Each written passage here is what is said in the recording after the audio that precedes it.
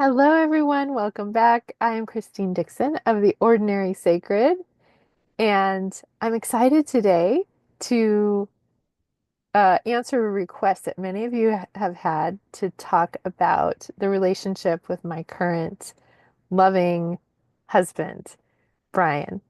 And ironically, I had to kick him out of the van in order to make this video, so it feels kind of awkward to some of my parts. I asked him if he wanted to make the video with me.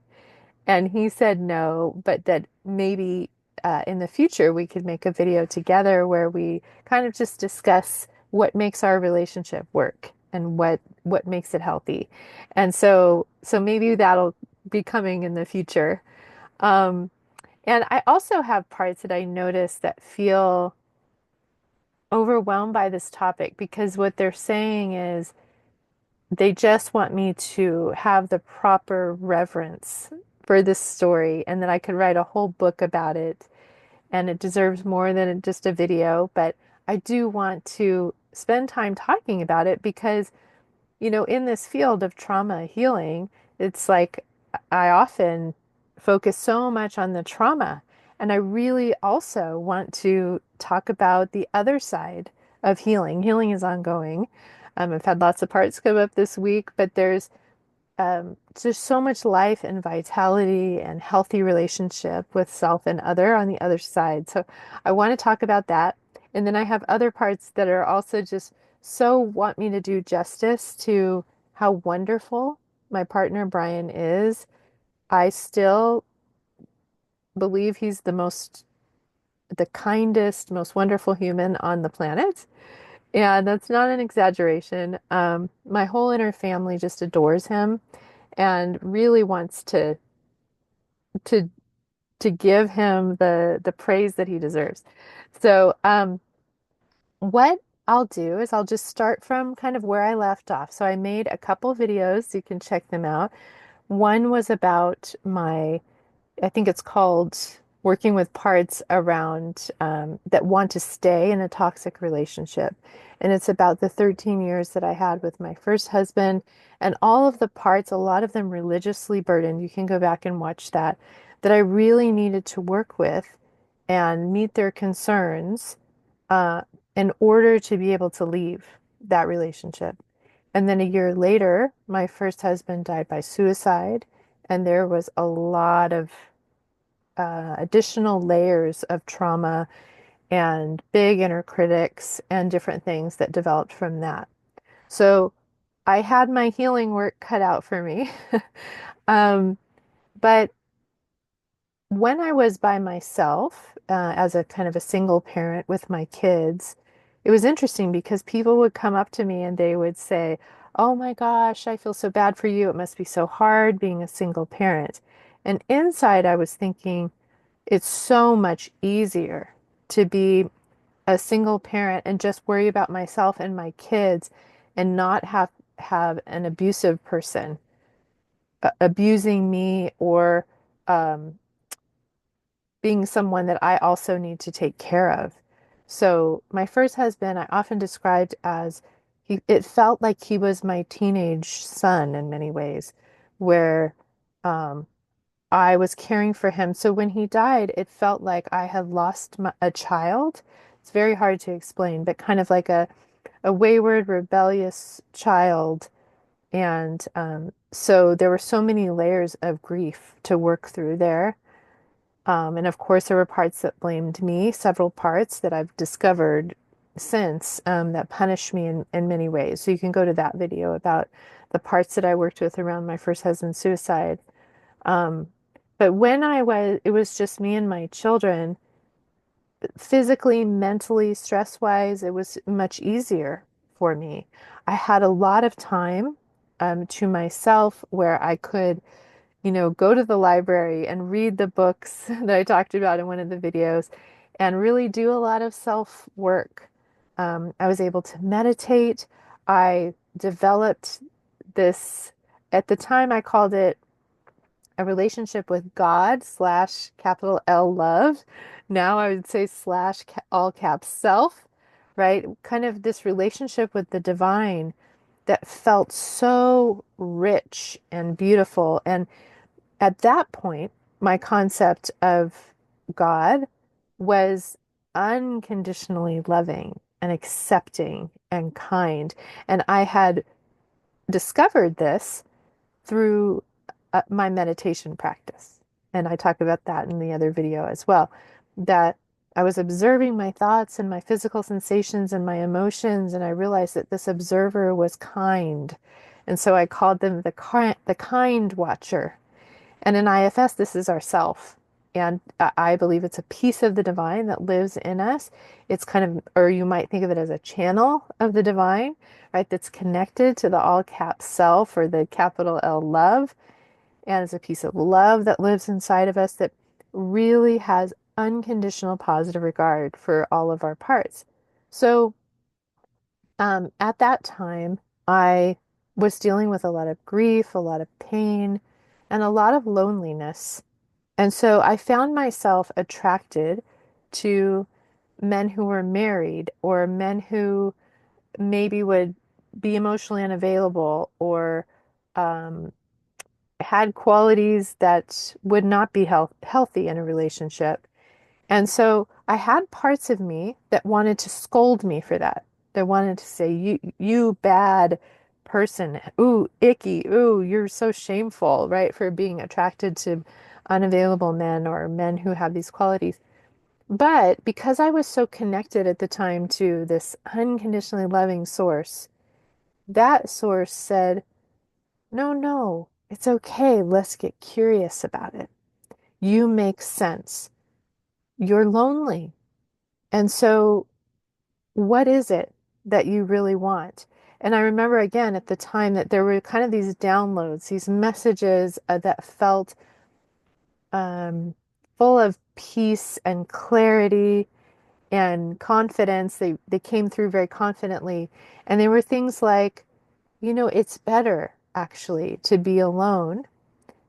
And it's funny because it wasn't an audible voice, but it was like the clear message was saying, um, I'm here with you. And now I understand it's myself or it's, the connection to the divine that's within me that is always with me. And they were saying, I'm always here with you. It's actually better to be alone than to be in a toxic relationship. Um, and I believed that. And so at that point, I decided it's okay for me to be alone. I'm actually not alone. And so that relationship inside, now through IFS, I understand between my parts and myself, um, allowed me to kind of be my own primary caregiver, understand I wasn't alone, and not feel desperate to just reach out to for anyone, to meet my needs. It kind of reminds me, if you are familiar with Dick Schwartz's book, You Are the One You've Been Waiting For, and the beautiful magical kitchen metaphor. I actually read that excerpt of the book in one of my videos because I love it so much. And it's basically where we're taking care of our own inner children and we're starving them. We're keeping them in the basement. We're not giving them the nutrition they need. And then someone comes to the door and they've got pizza and candy and ice cream, and the children love that person because they're just starved for nutrition and attention. They'll take anything they can get. But this person treats them badly, but they don't care because, they just want to be loved and be fed. But if I was taking care of those kids, which is what ended up happening, right, in that relationship between me and the divine within me, or my parts and the divine within me, um, the parts were being fed inside, so they didn't desperately grasp at someone outside, right, to meet those needs. And then I could recognize a person who also loved themselves and who treated me as well as my divine self was treating my parts, right? And so in that time, I remember sitting down and just saying, I will be okay. I will be okay by myself and with divine love. And it felt like divine love responded back to me and said, yes, you will be okay, but there is someone for you, and they're wonderful, and you will be with someone. It was very confident and very definitive, and it felt like just a message that I received, and I was like, oh, okay, cool. So I said, well, then let me prepare to recognize them, to recognize this person. So I started doing more deep dive inner work on what type of person do I want to be with, would be a good match for my unique person. And and so there were lots and lots of things that went into that. But one of them was I realized in looking back at all my past relationships that they were always lopsided. That either I liked the person much more than they liked me, or they liked me much more than I liked them. And it felt like in my abusive marriage that we both did not appreciate or like each other very much. So it was either this or this or this. And what I really wanted was this. I wanted reciprocity, where we both respected, adored, loved, and liked each other. That was another big one, is I really wanted to be with a person that I liked and that liked me. Because my first husband, like I said, felt like a teenage child, and I loved him. I had deep love for him and wanted only good things for him, but I did not like him because of a lot of the things that he did were harmful to me and to himself. And I looked back and realized that they weren't likable things, right? So that made sense. So I want, of course, to love the person, but I felt like I love everybody. I have love for everybody. What I really want is someone that I like, and the ultimate of that is someone I adore. So someone I could say, "Oh, I adore you. I'm just so enamored. I'm so delighted by you," right? And vice versa, that would be reciprocal. So that was one thing I was looking for. And then there were so many little things, but that uh, week after that, I remember going to shopping, to grocery stores or different places with my kids who were young at the time, about 5 and 8. And there were older gentlemen who seemed very kind and present and attentive. And they didn't care about, seemed like they didn't have an ego, right? They didn't care about their appearance, or they weren't machismo, right? They were just, very kind. Like they noticed me as a human, and they noticed my kids, and they interacted. And I thought that is what I want, which was so funny because I'll just give you a little spoiler alert. When I started talking to Brian, he had his hair went gray at a very early age, I believe in his 20s, right? So one of the things he said was, "Do you consider me an old man?" Um, and so it was funny that one of the things that I noticed was, in my mind, I thought, do I want to be with an old man? But it was really those qualities, right, of just being present and gentle and kind and attuned. Um, okay, so there were so many other things, and some of them, I wrote a whole list of the qualities that I wanted. And the top, I'll just tell you the top. The top was kind, not just to me, but to everyone, um, and secure within themselves, because I understood that one of the root issues with my first husband was that he was very insecure.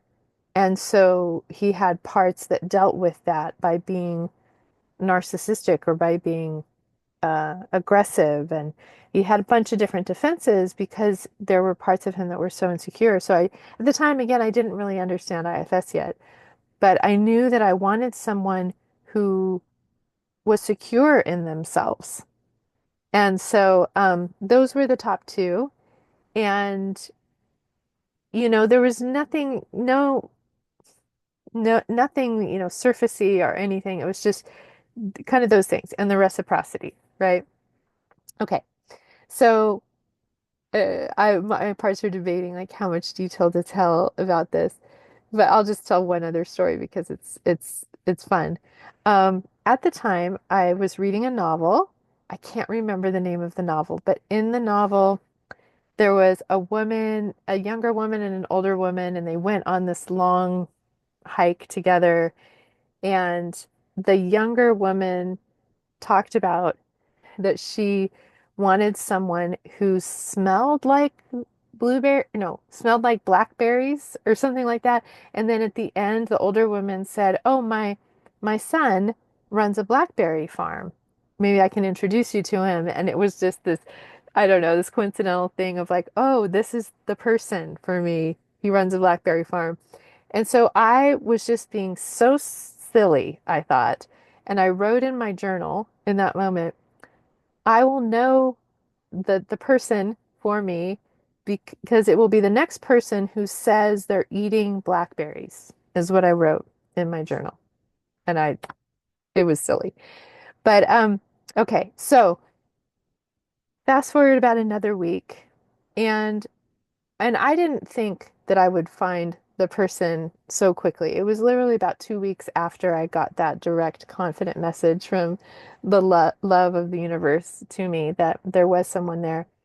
Um, so I had had a really hard day with the kids.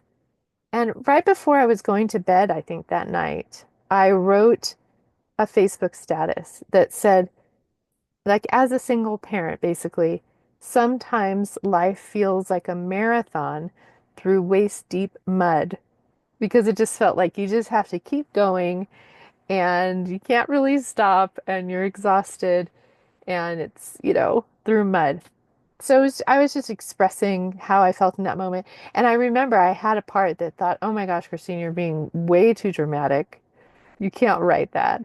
But in the morning, I saw that someone who was a Facebook friend named Brian wrote, um, I think it was I hear that or I see you or something, that was like I resonate with you, I validate you, I get it.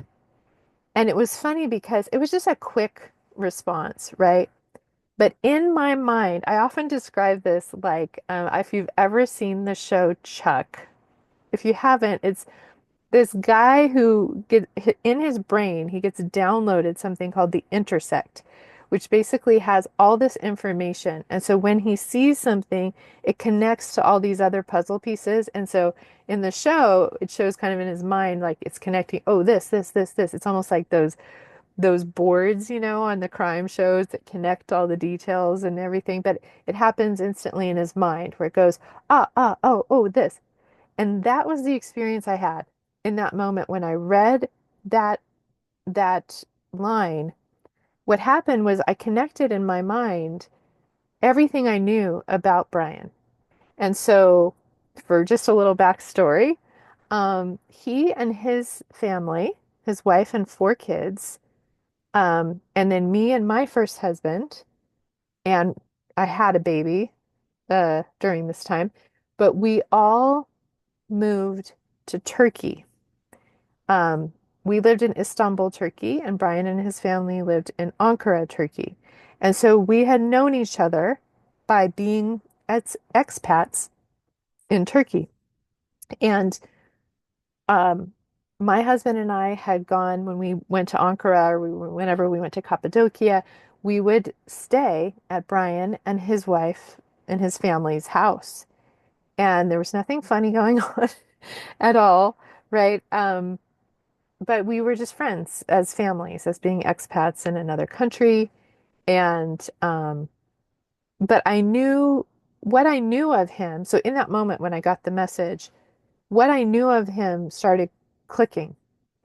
And I started realizing that he had all these qualities, that he was kind and gentle with people, and he was positive, and he was secure in himself, and that appeared to be a good husband and father. And I also had a piece of information that I think it was about a year before that he and his wife had separated.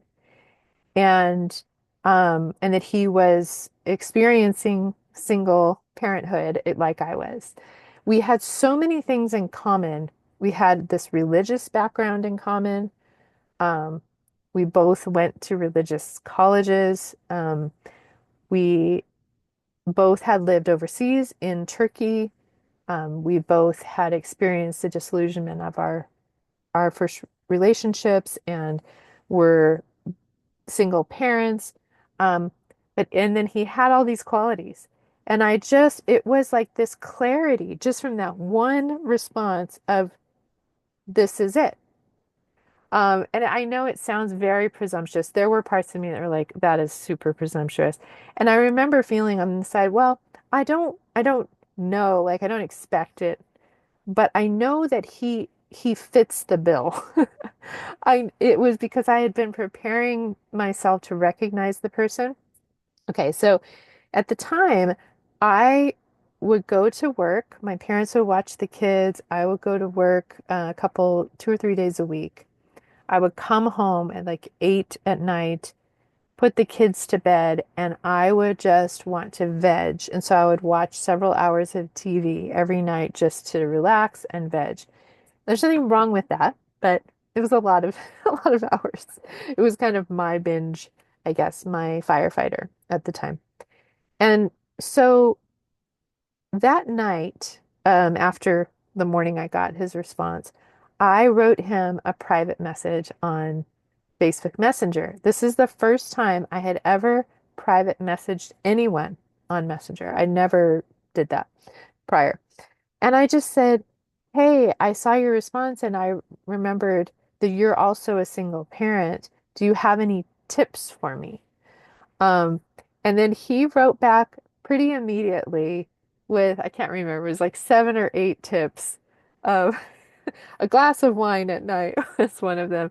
Go to a divorce care class, like a divorce support care group. And there were lots of different things that he said in there. So he had responded right away. And I remember it reminds me of Martha Beck's like body compass because I just felt so motivated, so drawn. I just immediately wanted to respond to him. So I'm there at 9 at night. I'm eating my dinner after work after I put the kids to bed and I'm typing back, you know? And I can't remember if it was that night or the next morning. He was on Messenger, and that's when we started communicating in real time, back and forth. And I had never, ever slid into anyone's DMs before like that. And it just was so natural. Our conversation flowed, and I felt like I was just completely myself.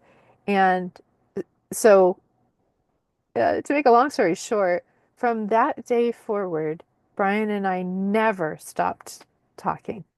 Um, at that point, we began communicating for hours and hours every day, and we had this kind of long distance thing for a while, and so we really got to know each other on a very deep level. We discussed everything under the sun. And we had a really fun, playful banter. It felt very effortless, very natural. Um, and oh, and the next morning when we started chatting, um, I asked him, what are you doing? And he said, oh, I'm just eating some oatmeal with blackberries. And I, on the other side, I was going, what? It was a funny thing. And, one of the things he said was, I'm just an old man. Um, oh, I'm gonna sneeze. Hold on, let me,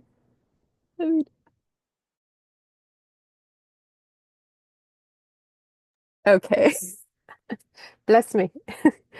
Um, yeah, I mean, you can see how giddy and happy I am, even just talking about it, just telling the story. And that honestly has not changed since we've been together. So we'll be married oh my goodness, next week will be our 13th wedding anniversary. And I often say, when people would ask me why I was in Texas, I would say, well, I moved to Texas for love. Oh, both Brian and I grew up in California. We just had so much where we didn't have to explain anything to each other. Like we got it, right? We got kind of our life experience. And and and he was all those things. He was kind, he was secure. We had a mutual adoration for each other. Something that struck me at the beginning that was really hard for me to even fathom was that a lot of the qualities that I had, like my high sensitivity, that my propensity to want to be deep all the time, or um, other little quirky things that my first husband detested and felt like needed to be punished out of me, Brian genuinely seemed to love.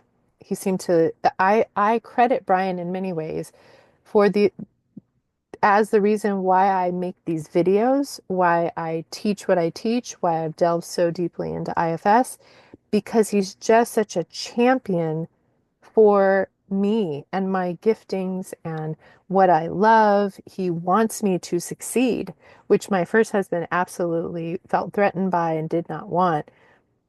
So that was different and that was really refreshing to my system. I'm trying to think if there's anything I'm leaving out there.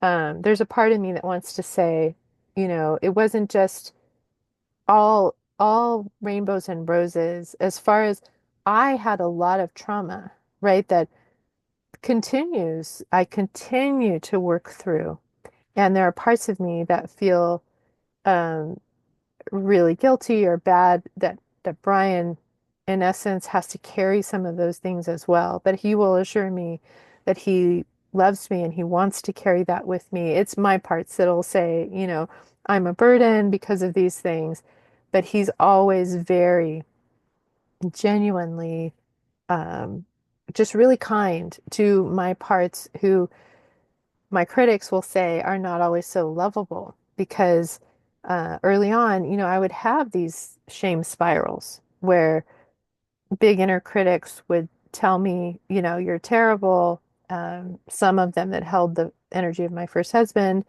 and others, and and then my vulnerable, sensitive parts would feel a lot of pain, and then the parts would get even meaner to them because, oh, that's what's so terrible about you. You're so sensitive. You're so um, uh-oh, I think my reception's going. Okay, hopefully you can hear me. Um, would just badger and badger the sensitive ones, and then they would feel more pain and be more sensitive, and then the critics would get even bigger, and I would just have these really painful spirals. And the good thing was I was used to meeting the parts with that divine love inside of me. And I was my own primary caregiver. And so I would, early on in our relationship, I would take responsibility for it. I wouldn't put it on him or anything like that. And I think he appreciated that. I would go to the closet. He knew to support that, right? Christine's going to go to the closet. She's going to meet with her parts essentially. She's going to practice self-compassion and emerge with more clarity and more confidence and all of those things. But it's still, when someone has been through a lot of trauma and they have these parts, it can be difficult. It does take a really patient, kind, loving person. And I do believe that Brian loves all my parts. Um, you know, Maybe at some point, Brian and I can come on together and talk more about the dynamic. But one of the things that I love that Brian does is, he's been incredibly supportive of my inner exploration with my parts and my relationship with my parts. And he'll ask about my parts. He knows details about my parts. He knows them individually. So, and he will try to have equanimity for my parts. He'll understand sometimes in a conversation where I have two very extreme polarized parts that if he sides with one, the other will lash out. And so he tries to kind of address them both or all the parts and say, yes, I know I see that one and I see that one. And, I appreciate you both. And, he'll say, I love all your parts. I know they have good intention. Um, And he can sometimes, speak directly to the part that he knows is blended with me, or kind of um, ask for if myself is there, if myself can connect. Sometimes I'm so blended, myself is nowhere to be found, and he's very patient. Um, he, One of the things that my system needed so desperately was someone who's not critical of me, because I have such an army of inner critics that I had before my first marriage, and then more that I got after, um, in essence, from my first husband, and the trauma and abuse there, and then even more after his death. So I have and Brian says this all the time. He's like, I don't ever need to tell you something that you have done wrong or you're not doing perfectly or well, because I know that you have so many voices inside of you that are constantly telling you that I do not need to add to that. And the fact that he understands that and he respects that is so, my system appreciates immensely, because most humans can't not be critical or judgmental at times, right? And he's just so loving and so kind, and even when, and he's right, when I do something that is not the, you know one of my parts acts out in a tragic way of some kind, I'm so aware of it. My inner critics are already beating down that part. And so he knows, like, he doesn't need to add to that. And my system really, really appreciates that. There's so many other things. We When discovered nonviolent communication, or even now, I'm going to make another video next week, hopefully, about the gift economy. When my system gets excited about something, he's so supportive of it, and he lets me teach him about it. And so, for example, with nonviolent communication, uh, he's not as much of a reader, right? So he didn't read the books, but he sat down and watched Marshall Rosenberg's like 3 hour YouTube video with me in sections about nonviolent communication, so he could understand it. And then he would listen to me talk about it, and then he would practice it with me in our relationship with our kids. Um, he's just very open and very supportive, and yet we can also be very separate, unique individuals. That's another thing I love about our relationship, is that I don't feel like I have to agree with him or be like him or always like the same things or always do everything together, and vice versa. He doesn't have to do that with me.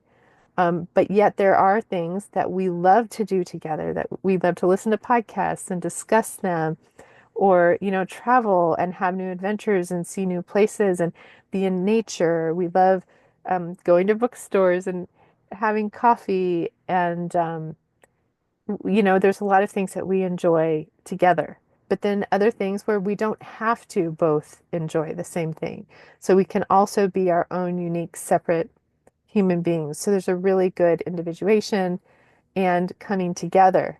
It's like, and I'll stop soon, but just there's, it's like this analogy of a healthy relationship. Some people think, oh, a healthy relationship is like this, where you're meeting halfway, you're leaning on each other. But this is not very stable, because if one person falls, the other person falls as well, right? And so a healthy relationship is really like two sturdy, rooted trees, where they both are able to stand on their own. And then when they let their branches out, right, they connect in all of these areas, and they provide a wonderful, nurturing, protective environment for their kids and others around them, right, in their branches that are intertwined together. But they are also their own individual, primary caregivers. There's this balance of being independent and being interdependent, right, with one another. and enjoying each other and being with each other because we want to be, and that we love ourselves and we can give from overflow to one another.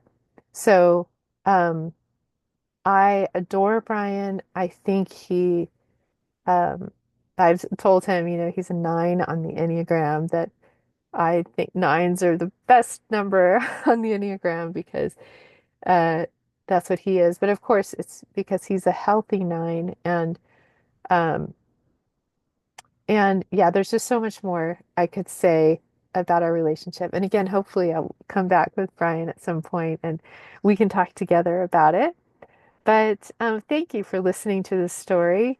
And I hope it's, if you are in a tough, unhealthy relationship, you make sense. Again, go back and watch the video about working with the parts that want to stay and want to leave and kind of meeting their concerns so that you can go forward in a self-led way and in a safe, confident, courageous way. But, I don't believe some people will say, I hear people often say, well, relationships are just really hard. I don't believe that. I don't believe they need to be. And I know that if people are in a relationship and it's really hard and they really want to make it work, right? They want to stay loyal, they want to stay together for the family. It's not, it might not be abusive, that kind of thing. I get that. And I think there's different paths for different people for sure. But a relationship does not have to be really hard. Life itself is hard enough. Um, I'm gonna say this in another video as well, but one of the gems from Derek Scott's recent book is that he talks about that I'm sorry, that Dick Schwartz told him this, that his own guides gave him, I'm gonna say it in my own words, but essentially that the messages that they've given him are two things. One, that the ultimate reality is unconditional love, and there's nothing to fear. And life on the earth is a really difficult school to be in. And that the essentially the spirits, that the guides that are, beyond these physical bodies, they understand that. They all know that the ultimate reality is unconditional love. And being a human in these physical bodies on the earth is a really tough thing. So what I was going to say is life itself on the earth in these bodies can be really difficult. We will have suffering, we will have pain, we will have really difficult times. But it doesn't have to be like that with our partner. Hopefully, our partner is someone who lends safety and strength and love and can give from overflow to us when we need it, and we can give from overflow to them when they need it. And we can be partners together against the troubles of the world. And it's not to say that we won't have relationship conflicts, or we won't um, have parts of us that are activated by our partner, of course. But as our own primary caregiver, we understand, oh, this is an opportunity for me to go deeper vertically with my parts, and then speak for those parts to my partner, and we can have a self-to-self relationship where we speak for our parts. And it doesn't have to be our protective parts fighting all the time. So there is hope for a relationship like that. And if you've been with people who are very critical of you, that just think that you're terrible, there might be someone out there that actually thinks that your unique brand of authenticity is wonderful. So, I definitely believe that. All right. If you have any questions about my relationship with Brian, or if we make another video and we talk to get together and you want us to answer any questions about kind of what makes our relationship work, put those in the comments below so we'll answer those. And if you have any comments, you're feel free to leave those as well.